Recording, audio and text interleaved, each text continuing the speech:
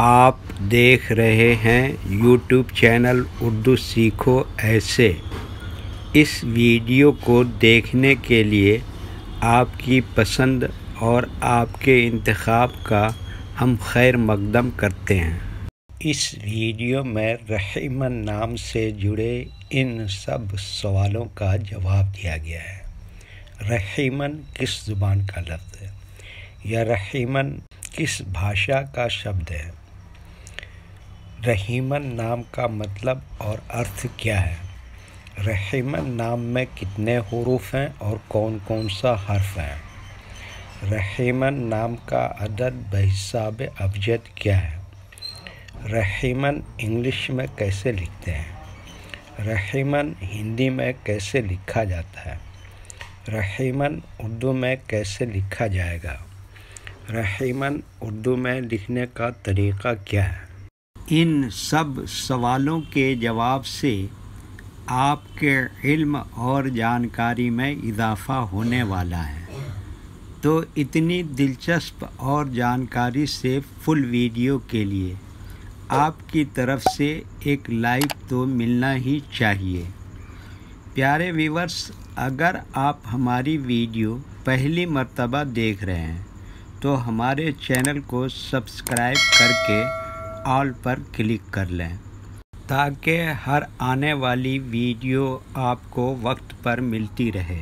رحیمن اردو زبان کا لفظ ہے جو عربی زبان کے لفظ رحیم کے آخر میں نون علامت تانیث لگا کر مؤنث بنایا گیا ہے، اور یہ نام لڑکیوں کے لیے مخصوص ہے۔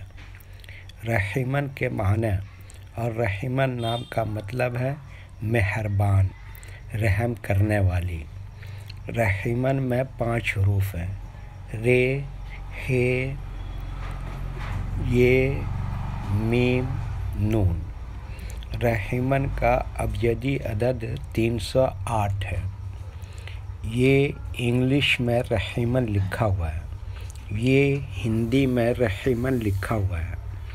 رحیمن اردو میں لکھنے کا آج کل 2 طریقے ہیں: ایک کی بورڈ کے ذریعے جس میں اردو کے تمام حروف لکھے ہوئے ہیں، صرف ان حروف کو ٹچ کرنا ہے جن کی ہمیں ضرورت ہے۔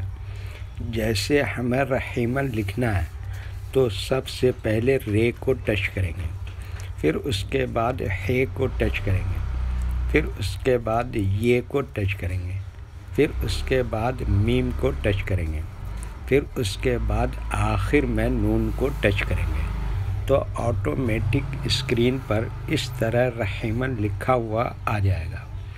رحیمن لکھنے کا دوسرا اور پرانا طریقہ ہے قلم یا پینسل سے لکھنے کا۔ اس کے لیے ہمیں اردو لیٹرز یا اردو اکشروں کی جانکاری ضروری ہے۔ ہمارے وہ بھائی بہن جو ہندی انگلش لکھنا پڑھنا جانتے ہیں اور اردو لکھنا پڑھنا نہیں جانتے ہیں تو ان 4 باتوں کو خاص طور سے یاد رکھیں۔ نمبر 1، اردو حروف کا نام۔ نمبر 2، اردو حروف لکھنے کا طریقہ۔ نمبر 3، اردو حروف فل لیٹر کی پہچان۔ نمبر 4، اردو حروف شارٹ لیٹر کی پہچان۔ اردو میں رحیمن لکھنے کے لیے ہمیں ان لیٹرز کی ضرورت پڑے گی اور اس طرح سے لکھا جائے گا۔ تو پہلے ان لیٹرز کے نام کو جانا اور ان کو یاد رکھیں۔ نمبر 1، رے۔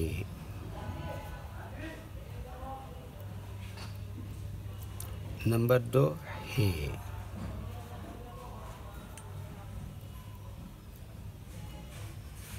نمبر 3، یہ۔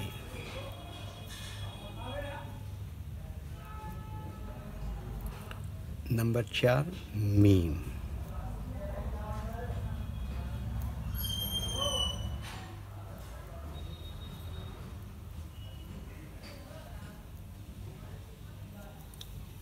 نمبر 5، نون۔